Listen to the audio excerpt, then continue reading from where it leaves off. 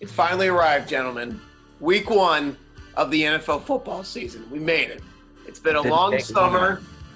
There's been a lot of doubt, but you know what? We made it. I got the Baker Mayfield jersey. Here's a little sneak peek of what I'll be doing every Sunday. Hopefully, fingers crossed, for the next 4, 5, 6 months. I'll be wearing my Baker jersey. I'll be sipping a beer. Oh, I missed it. I missed it. We made it. Luna, that was Flex Dog. She made a quick, brief appearance. But, gentlemen, we got a lot to talk about. This is our debut of our weekly rankings. We're going to just bounce around and talk about our favorite plays. And we're going to break down some matchups. And we got to start with the Super Bowl champs. First game of the season. It's going to be a fun one. You got Kansas City going up against Houston. You've got limited fans in the stands, so it won't be completely empty for the reigning Super Bowl champs as they celebrate that championship. But you got Patrick Mahomes going up against Deshaun Watson, two of the best quarterbacks in the NFL. Let's kind of break down this matchup. Who are some guys in this game that we should keep an eye on, and who could be the top scorers from this game? Well, obviously both quarterbacks, they got paid this offseason. They got paid. They did get paid. All right, so they're both going to be slinging the ball, and they're going to want to show out. They're going to want to show them what their money was worth, and obviously both quarterbacks are going to be guys to look out for this week. Yeah, I mean, obviously the quarterback play is going to be outstanding in this game. I think there is going to be a little bit of rust, probably first half, getting back into contact. No preseason, so nobody's really been out there in a true full 100 NFL environment. But I think that could really bode well for Tyreek Hill, being the fastest man in the NFL. The secondary for the Texans just won't be used to that kind of game speed. And I mean, last year he had 22 points in the regular season matchup at Arrowhead, and so I really could see Tyreek Hill popping off this game as well. Love Tyreek Hill, of course. Travis Kelce actually popped up on the injury report on Monday, but it's just precautionary. Knee issue, just giving him some rest, so nothing to worry about with Tyreek Hill and Travis Kelce. I think the matchup to keep an eye on here, and from a fantasy perspective, is the Houston receiving core. Who kind of steps up as Deshaun Watson's go-to target? Will it be Will Fuller, who many people expect will take that leap if he can stay healthy? Or will it be the new arrival of Brandon Cooks, who has been very good in his career? It could be. You have Kenny Stills, you have Randall Cobb in the fold. But it'll be interesting to see who kind of gains Deshaun Watson's trust in this game. Yeah, Bob, you were shaking your head no to Cooks. Yeah, it's going to be Will Fuller. I mean, no preseason. Brandon Cooks comes in. He hasn't been in the system before. Will Fuller already has that kind of trust with Deshaun Watson. I thought it was interesting last year, the offense averaged 6 more points per game when Will Fuller was active than when he wasn't. And so I think that he is an obvious impact on that offense. And Deshaun Watson himself has said he thinks he's going to have a blowout year. No, I agree. I totally agree with you. I think if you own Cooks and Fuller in leagues, I definitely think you should start them.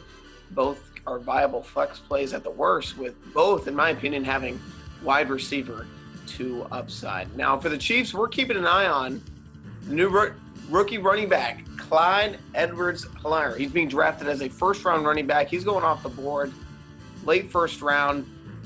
Do we think he meets that projection? ESPN has him sitting around 16 points for PPR leagues. Do we feel good that Clyde will finish the first week of fantasy football inside the top 10? I do. Bob feels good. I saw Fleck kind of wincing. Not a believer in the rookie? I don't know. I mean, there are some rookies that when they come into the league, like a Zeke or a Saquon, they're going to have a direct impact on the offense right away.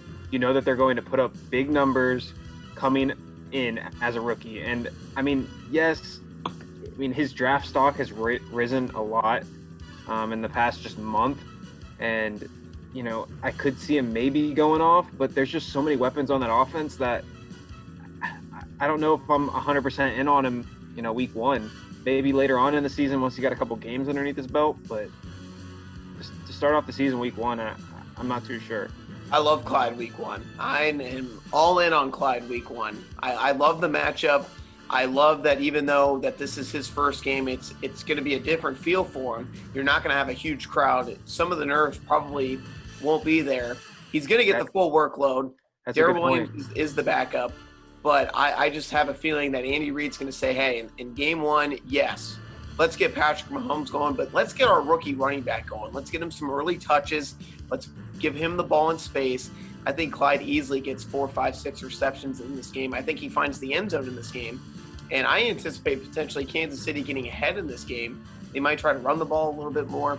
I like Clyde. I think Clyde has a shot to finish as a top 5 fantasy running back option in week 1. How about David Johnson? What are our thoughts on him maybe finishing? I know he's been drafted as a top 15 running back going into the year.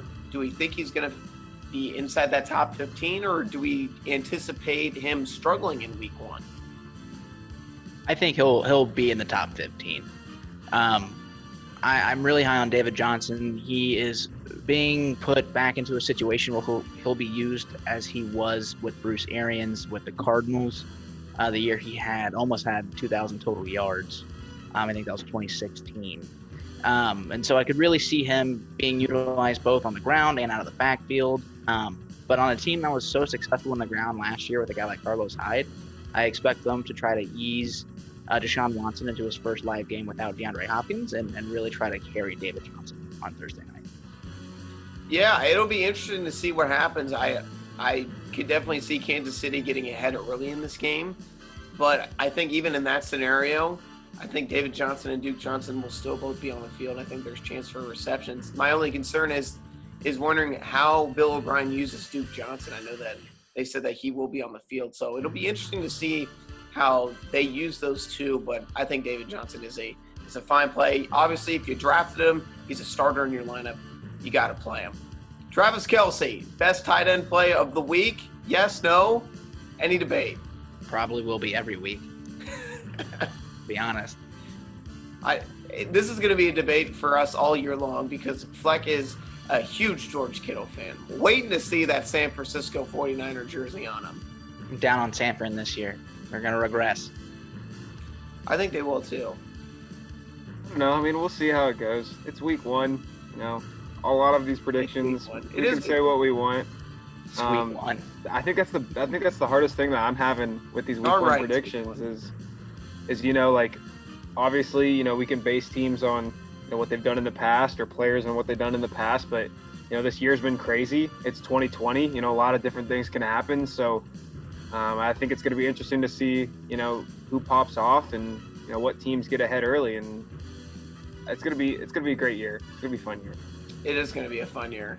We're excited. I know it's what we live for on our Sundays. It's awesome. For you guys, I'm just curious, what is a game from a fantasy perspective that has a chance to really blow up, that could be very profitable for fantasy owners? Yeah, I personally think it could be the NFC North matchup of the Vikings versus Packers. Really? If you look last year, it might have been the year before last, their first game of the year, I think it ended up being a tie at like 35-35. Kirk Cousins has Adam Thielen, Dalvin Cook, Justin Jefferson, the rookie out of LSU. Rodgers is going to be on a revenge tour this year. Is going to feel disrespected. So those games, they're either like 10-7 in the fourth quarter or they're blowouts. And so I could definitely see that ending up being a fairly high-scoring affair.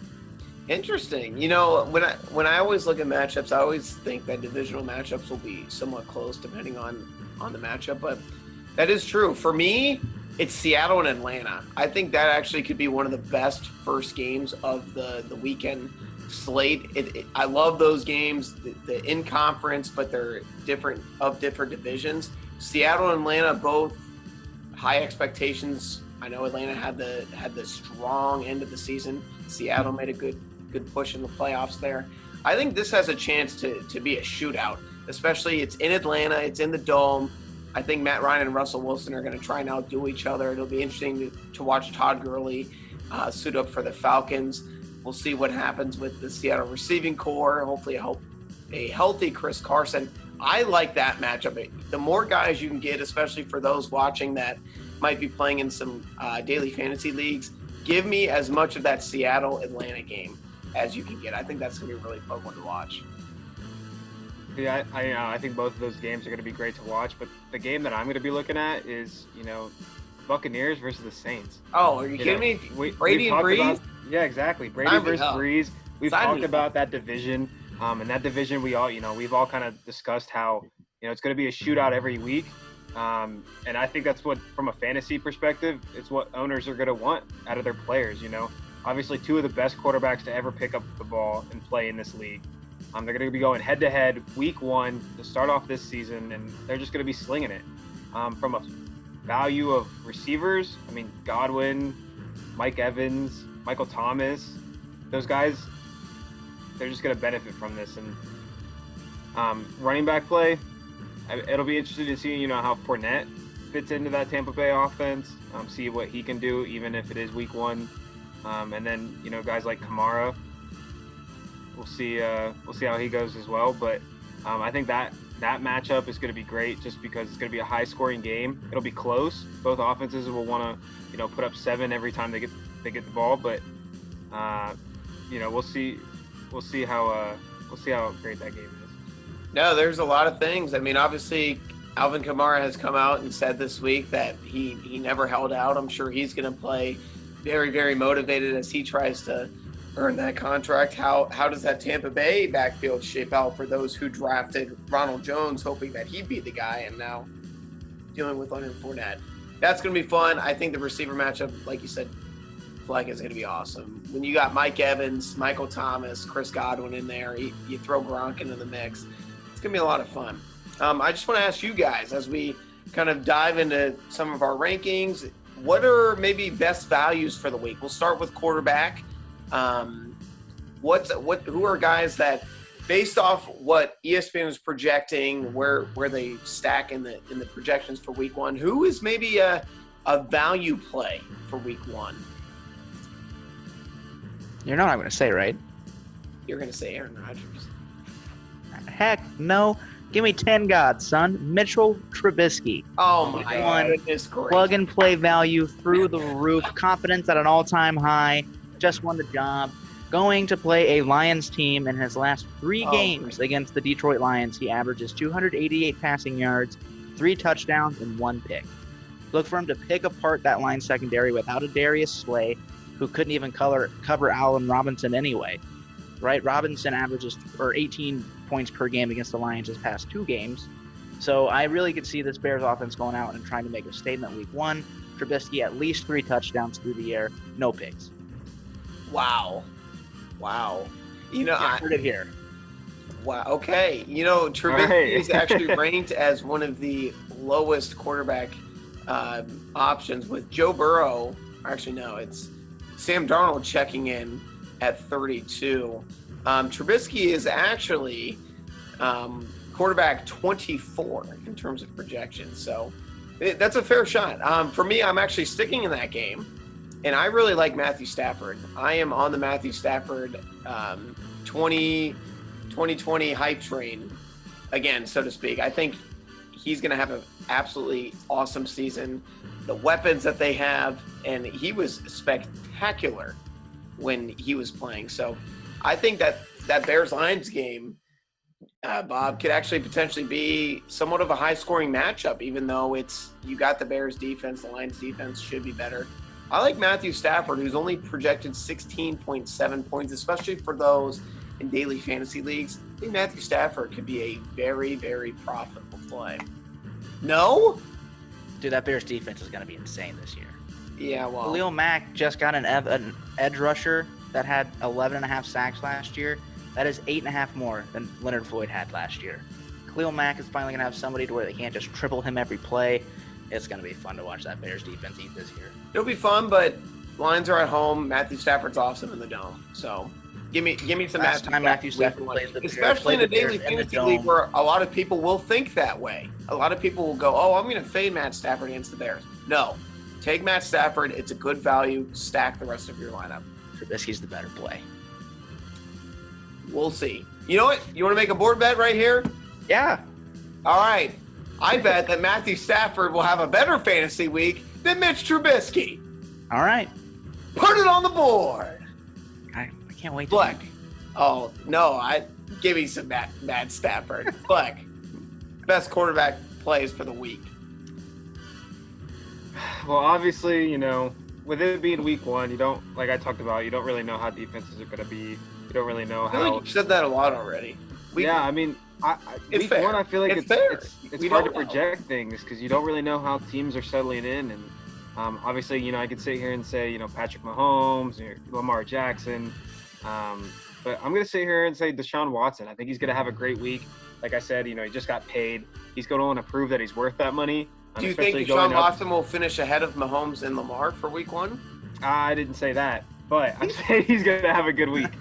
Well, he's already projected the 4th most. How's that the best value then? Because he's going to have a great game. He's going to not put as up good as great Pat fantasy Mahomes. points. But not as good No, as but Who not do you as have good win? as- Who wins that game then, Fleck? I mean, I guess everybody could win if it's a high-scoring game. And a quarterback puts Deshaun up Watson 30 is already points. being valued as QB3 or QB4 this week. If you're going to argue for him, you got to tell us here that he's going to be better than Patty Mahomes or Lamar week 1.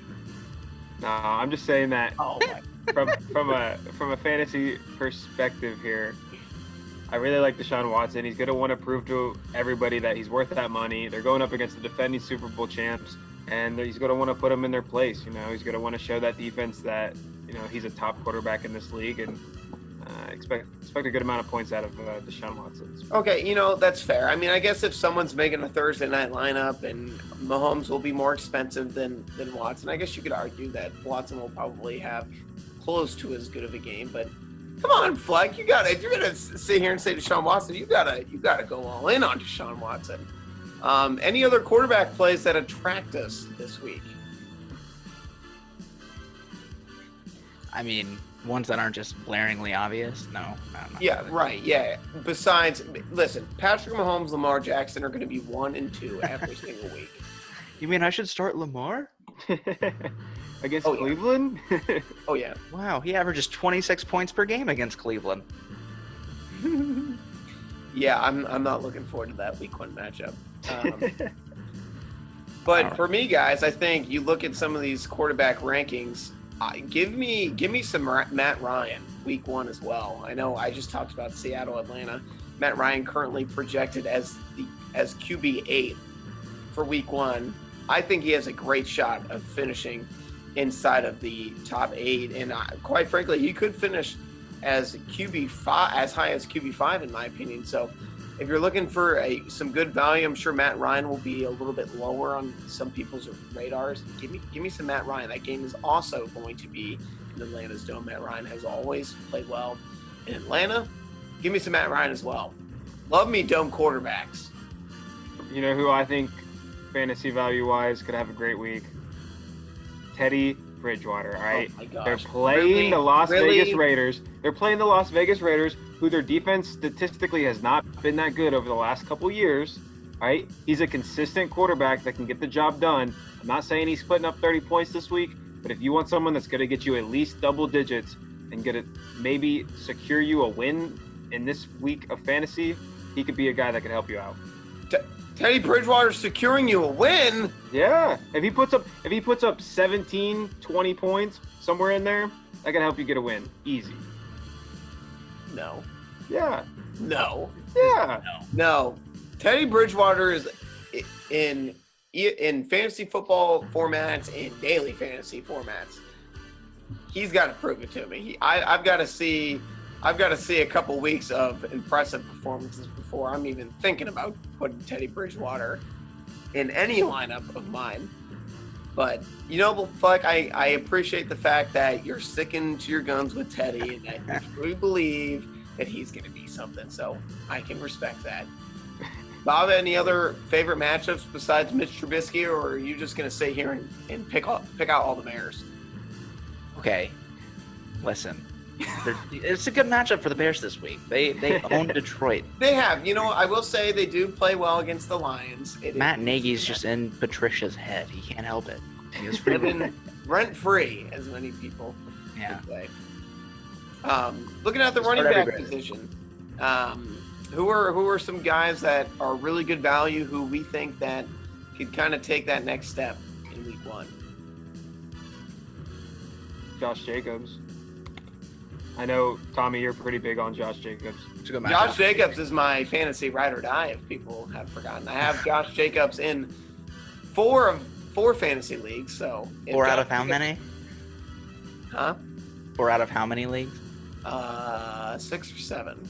Oh, okay. 6 or 7. I actually just had 3 drafts on Labor Day Sunday, so I got That's not suckered bad. into having a couple more drafts. So I'm in a Those are couple of rookie Yahoo numbers. leagues. Ugh. 2 Yahoo leagues, yeah. I Yeah. didn't like it. I didn't like it, but At sleeper or But anyways, Josh Fleck Jacobs. is on Josh Jacobs this week. Josh Jacobs this week. He could have a fantastic week. They're playing against Carolina, and kind of like I said just moments ago with Teddy Bridgewater, Carolina's defense hasn't really been what it's been with the loss of Luke Kuechly. So you could look at Josh Jacobs having a solid game, going off for a good amount of points, and just proving to us again that he's worth the draft pick. He's projected to finish as RB6. Fleck, I'm right there with you. I think that he has a great shot at potentially sneaking into the top 5 this week. I know that Dalvin and Kamara both should probably finish ahead of him, but it wouldn't surprise me if Josh Jacobs had a big game. I think that game could also be high scoring. I expect that Josh Jacobs will be a little more active in the passing game. So, yeah, give me some Josh Jacobs. He'll probably be a little bit of a cheaper option compared to Dalvin and Kamara. So I'm with you there too, man. Give me this week, I think, for me, it's Antonio Gibson of the Redskins. I am so intrigued by this guy. I think that I don't know what Washington's offense is going to look like. I know Dwayne Haskins is the starter. We all expect that Terry McLaurin is going to have a pretty good season. But after that, we really don't know what this Washington football team's offense is going to look like. Give me some Antonio Gibson, who is skyrocketing up draft boards with Adrian Peterson gone. He's only projected 11 points this week. Would not surprise me to see him clear 11 points this week. So you're all fine on Antonio Gibson, but you won't touch Teddy Bridgewater? What is wrong with you? Bridgewater at least showed you what he could do last year. Come on, Tommy. But the running back I think you should get this week, match-wise, Austin Eckler. Yes. He is playing a god-awful Bengals defense Yep. that made some moves in free agency for the first time since I've been aware of football. And he's going to be playing with Tyrod Taylor as a starting quarterback who hasn't started an NFL game in 2 seasons. So I think they're going to try to get him going early and often, not even on the ground, but in the passing game. So PPR leagues, he's going to get those receptions for points per every reception. Austin Eckler could have a big week 1 against the terrible Cincinnati Bengals. I was talking about that last night in a draft. A couple of Bengals fans said Austin Eckler is going to eat against the Bengals because, like you said, their linebackers are just simply not up to par and compared to some of these other places. So I'm with you. I think Austin Eckler is going to get a lot of run and a lot of work in the passing game for the first at least couple weeks until Tyrod gets comfortable, because we as Browns fans, we've seen it. He's an okay passer at best. So I agree there. Austin Eckler, another fine play. Fleck, anybody else on your radar this week? I mean, I could obviously sit here and say, Christian McCaffrey. Stop. Okay, we're not talking. We do. But we're not talking about the obvious here. Actually, really quick, because I forgot to tell you guys this. So last night I was in a draft. The first overall pick was not Christian McCaffrey. You're kidding. It was Who Travis was it? Kelce. What? They That's drafted right. Travis Kelce, number 1 overall. Was it Travis Kelce that picked Travis Kelce? Because I don't know who else would do it. What?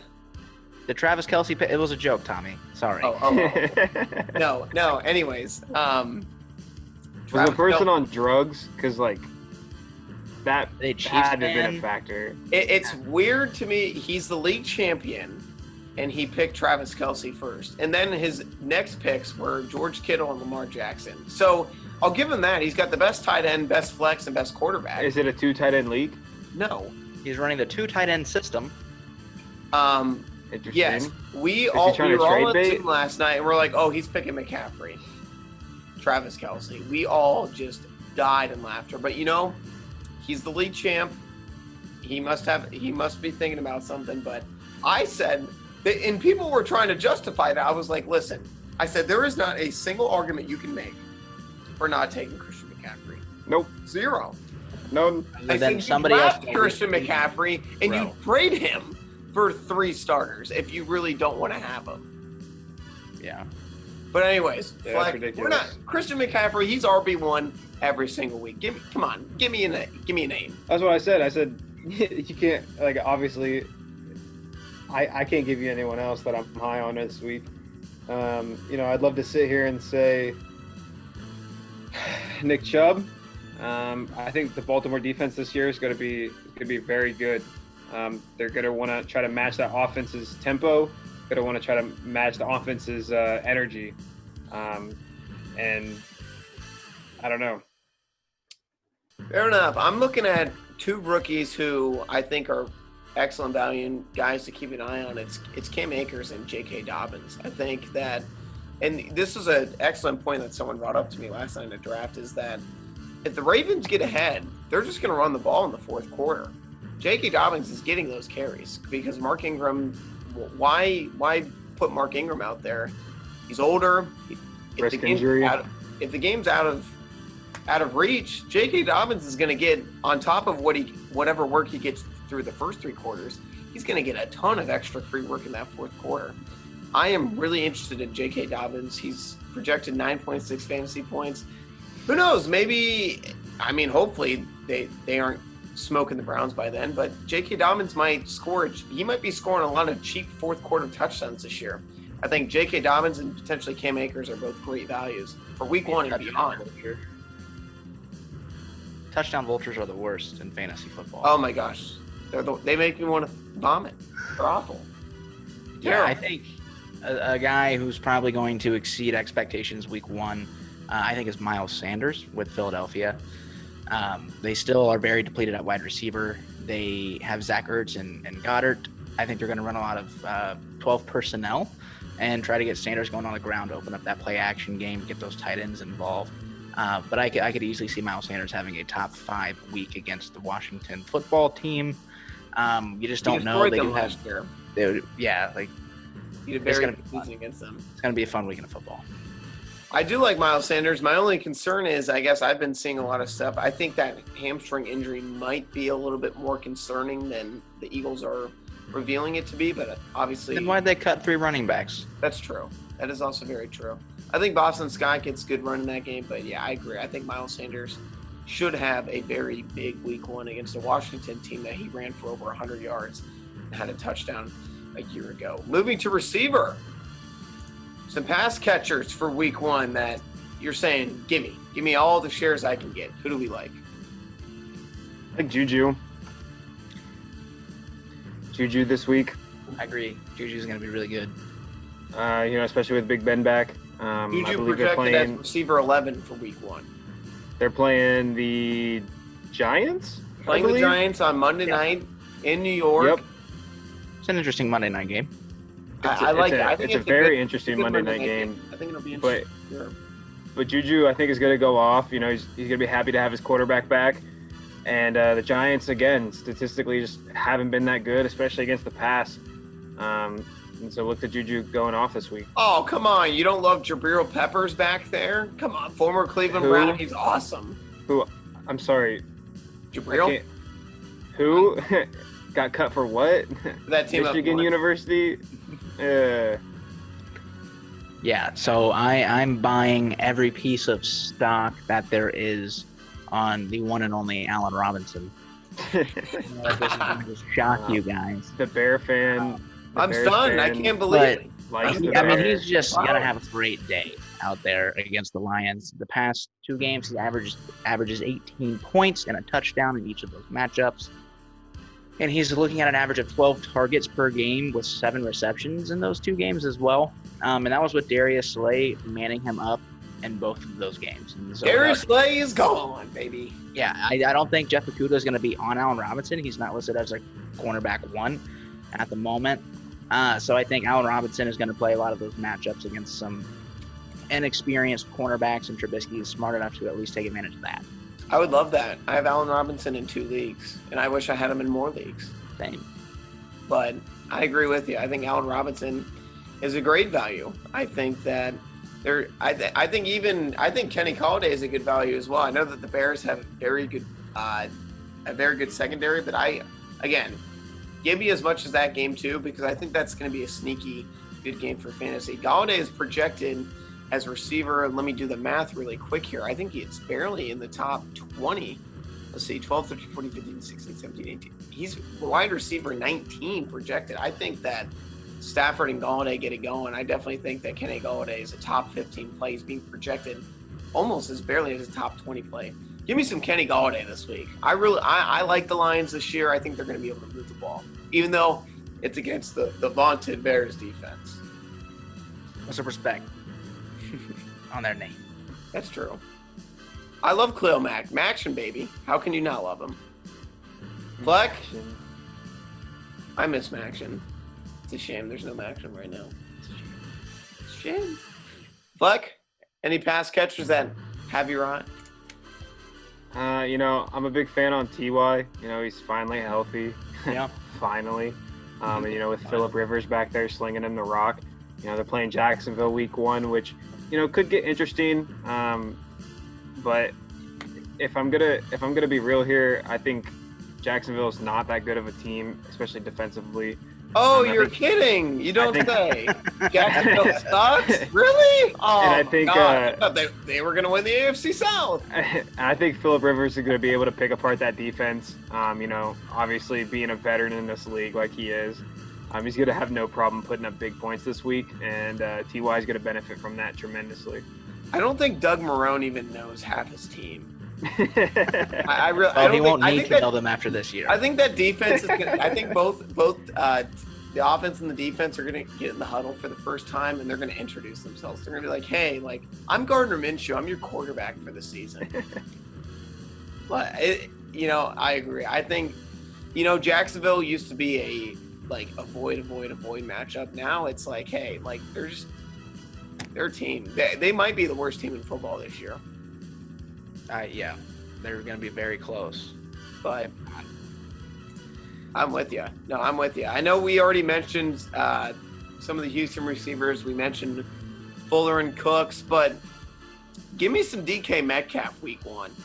He's projected to finish barely. Yeah, I know. Yep, here we go again. I know. I'm opening up the can of worms. DK barely he's projected 13.1 points per game. That puts him barely as a top 30 play, playing in Atlanta in the Dome. And what I said is going to be a high-scoring game. I think Tyler Lockett will also be good, but give me some DK Metcalf as well. Yeah, listen, I don't hate Tyler Lockett. Guess who my receiver is? It's Tyler Lockett. Yeah. Let me tell you why. Listen, I think DK Metcalf as a top 30, he's being ranked a little bit lower. I think he's a great value and a guy who I could easily see scoring 2 touchdowns and having 100 yards in that Atlanta. 2? Yeah, Tyler Lockett will have to. Yeah, Listen, after DK. Russell Wilson will go 300 yards, 3 touchdowns. Lockett will have 1. DK will have 2. There. I gave Tyler Lockett 1. Let's inverse that. So let me tell you why Tyler Lockett's the better fantasy option for this week against last year's 16th ranked passing defense in the Atlanta Falcons. Because Russell Wilson loves throwing to Tyler Lockett in the red zone. Listen, I do have Tyler Lockett in a league. Their most recent scrimmage, Tyler Lockett was an absolute stud. Outperformed DK Metcalf, who only had 1 touchdown, to Lockett's 3. Talking about practice? 3. Really? Yes, that correlates to games. Not a game. Correlates to games. It's all before you develop the chemistry, Tommy. Tyler Lockett and DK will both have good days, but Tyler Lockett will have the better. And fair enough. Moving on. We'll stick with pass catchers and with tight ends. I know, listen, again, Travis Kelce, George Kittle, they're the best 2 options every week. We all agree that they're the best 2 options. But outside of them, say maybe you decided to wait on tight end this year and maybe you have a couple tight end options that you're debating. Who is someone that, hey, we might throw a dart on for this week? For me, it's going to be an interesting one. But I kind of like Eric Ebron. There's a good chance he probably went undrafted in your league, and if you need a tight end or if you have him on your roster, everything coming out of Steelers camp right now is that he's an absolute monster to try to defend. He's making that defense of the Steelers, which is good, frustrated. Big Ben loves security blankets. He loves having guys he knows he can just throw it up to and they can come down with it. And so I could definitely see Eric Ebron being a decent fantasy start if need be against the Giants. Ebron being projected as tight end 18 this week. Great value. I think it's great value for daily fantasy. Ebron has proven that he can be a touchdown machine. I definitely think he was one of the most undervalued players at the tight end position. I'm right there with you. I like him. I've been just beating the drum on this guy all off season. I think Hayden Hurst of the Atlanta Falcons, I know. Seattle, Atlanta, I've said it. I will continue to say it. Give me as much as that game as I can get. Hayden Hurst projected to finish as tight end 12, lower than Mike Gesicki, who I guess apparently Miami came out today and said that Mike Gesicki is not even the starting tight end. Interesting. Yes. I forget who it was. It was it could have been a beat reporter, but apparently Mike Gesicki is like not the starting tight end. I forget who they listed. I don't even know who the guy was.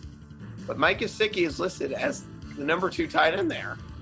But they did say that Miami is going to be running a lot of 2 tight end sets, so whatever that means. But anyways, I think Hurst has a great shot at finishing ahead of Gesicki, Jared Cook, Noah Fant, Hunter Henry, maybe even Gronk this week.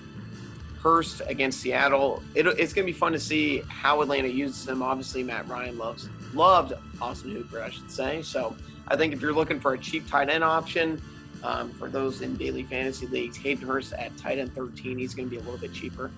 Give me some Hayden Hurst this week, and maybe you get lucky and he falls into the end zone. Fleck?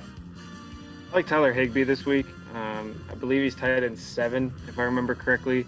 Tight end 7 projected, you got it. Yep, they're playing Dallas this week, and statistically speaking, last year the Dallas defense, they were the 7th worst defense against tight ends. So if you're looking for someone that, could give you some good points and, someone that's not going to cost you a high draft pick, he could be the guy to do that for you. So I'm interested to see, what he does this week.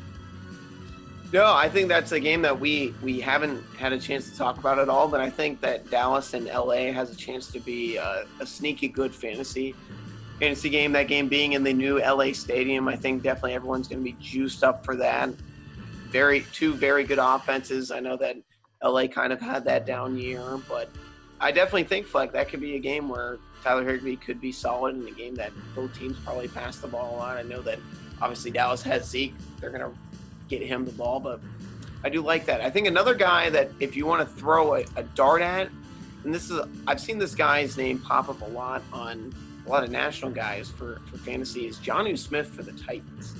I think he is going to be a very fascinating fantasy asset this year. He's projected a couple spots below Ebron. If I do the math correctly here, he's projected to finish as tight end 23. Now, the matchup against the Broncos is not the best, but for what his price tag is going to be for week 1, I do like Jonnu Smith. Jonnu Smith did catch a touchdown against the Ravens. He had a really strong end of the 2019 season. I think he potentially could end up being what Delanie Walker was in that offense, and Delanie Walker was a very good fantasy tight end for that offense. So if you're looking for a guy just to take a chance on, give me some Jonnu Smith, and maybe on a play action first and goal play or something that Tannehill decides to roll out and just flick it to Jonnu Smith. Bob, no other plays? I don't know. I mean, I think tight end right now for me, outside of the main, like Kelsey, Kittle, Waller, Andrews realm, it's kind of a toss-up. I mean, I'm a big fan of TJ Hawkinson for the entire season. I don't know how he'll do his first week back. for everyone's first week back, but his first week back since injury against the Bears defense. But Hawkinson's a good guy to have on your lineup for the whole year. I think he's going to end up having a good year. I agree. Is there any players? I know we've been talking about guys that we should buy before we end the podcast this evening. Is there anybody is there one particular player that we're absolutely fading for week 1? Absolutely what? Like fading, like not playing him in the lineup, nothing. Like we don't want anything to do with him in week 1. Oh. I didn't really think about that. Yeah, I have guys that I don't know if I would necessarily play, but it's because, the majority of them are guys you wouldn't have in a starting lineup. Fair enough. Just wanted to see if you guys maybe had someone that if you were giving your fantasy analysis, you'd be like, hey, like maybe you should avoid that guy week 1. But before we end tonight, some final thoughts about week 1. Some advice maybe to fantasy owners or just general thoughts about week 1 and in terms of what it's going to look like, and especially in an age of what we're dealing with right now. I mean, it's going to be an interesting week 1 for sure. Yeah, my biggest thing is don't panic. If your team has just a really, really bad week, don't panic. It's the first week back. There was no preseason. This offseason was different for every single team. And so it's going to take a week or maybe 3 weeks for the NFL guys to really get back in the feel of things. And same thing is if your team pops off and you think you have a bunch of depth at the bench position and want to do some trades, hold off maybe a week, see if that consistency's there. I know some guys traded Lamar Jackson after his 1 week last year in week 1, thinking he won't be able to keep it up. I took advantage of that and got Lamar Jackson in a keeper league, so I have him again this year. So don't be too quick to sell or panic. Just be patient. Fantasy football is about the long game. I agree. No, I definitely agree. If your team has a bad week, hang in there. It's historically shown that week 1 is usually one of the lower scoring weeks in football, and especially that's going to happen this year. You're going to see a lot of games that feel like a preseason game. So if your team struggles, don't be discouraged. Hang in there. Don't pull the trigger on a move that you're going to regret towards the end of the season. Absolutely. I'm just excited that we get football and we have a chance to watch some of these guys unfold. But yeah, I think my biggest advice is after week 1, work the wire. Working the wire in the first couple weeks of the season is massive because those are some of the guys that will pop off that you grab, and then those are guys that can end up being guys that make a huge impact on your team. So working the wire too as well, but patience is key. Patience is key. Patience is key. Especially week 1, going into a crazy year like this, I think, you got to kind of rely on the projections a little bit. If a guy is projected big, definitely want to play him. There's a reason that those projections are the way they are. Starting players that are good for those teams. Obviously, they're going to have a big impact on those teams. But like Bob and Tommy said, don't panic. And also don't get discouraged if a player of yours that's a starter gets hurt. All injuries aren't season ending. They could be back in a month or so. It is week 1. Heaven forbid anyone gets hurt seriously in week 1. But if someone does get injured this week, don't panic and don't try to just get rid of them right away, because they could end up doing well for you later on in the season. All fair points. Also, last thing, never bench your studs. If your stud has a bad week, you keep him in. You don't bench your stud. Don't overthink it. Play your best lineup that you can. I know that sounds obvious, but don't overthink it. But yeah, sometimes people have a bad week. So, well, it's finally here. We talked about this a couple months ago, and now it is game week. We have football on Thursday night and a full slate on Sunday, and hopefully we have that going forward for the next 4 or 5 months. It'll be a really good change to what has probably been for a lot of people a very difficult summer. So I am thrilled. I am ready. Same. I'm ready for Sundays to be filled with football all day. It'll be fun. For episode 8 of the Average Fantasy Cast, quick reminder, push to Two Cups Official. Always a proud partner. They just quote tweeted us saying it's game week. So it is game week. So make sure you follow them. You can find them on Twitter and Instagram. They've got great merch. You can get t-shirts, hats, flags, all that fun stuff. And make sure you follow us as well on the Average Fantasy Cast. You can find us on Twitter and YouTube. For Thomas Garvick with the rest of my great team, enjoy your first Sunday of football. Let's go. It's back, baby. Go.